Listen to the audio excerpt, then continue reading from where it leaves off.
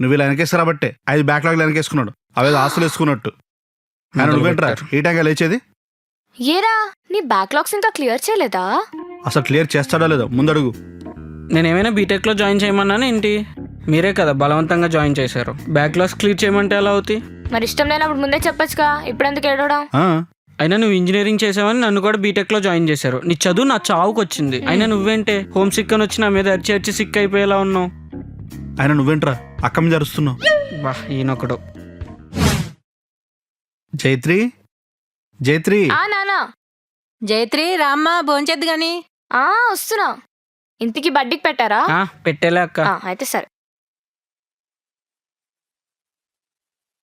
వాడికి పెట్టు. ఏం కర్రీస్ చేసావమ్మా? టమాటా పప్పు చట్నీ సాంబార్ చేశానురా. అదేంటమ్మా నా కోసం చికెన్ చేయలేదా? చికెనా? కార్తీక మాసంలో చికెన్ తింటవేంట్రా? కొంపదీసి అక్కడ ఏమైనా తింటున్నావా? చిచిచి, ఏదో మీరు నా మీద ప్రేమతో చికెన్ తెస్తారేమో వద్దు అని చెప్దాం అనుకున్నా. అయినా కార్తీక మాసంలో చికెన్ ఏంటమ్మా, తప్పు కదా? అదేంటక్క, మొన్నే కదా KFCలో హాట్ వింగ్స్ తింటూ ఇన్స్టాలో స్టోరీ పెట్టావు. చిచి లేదమ్మా,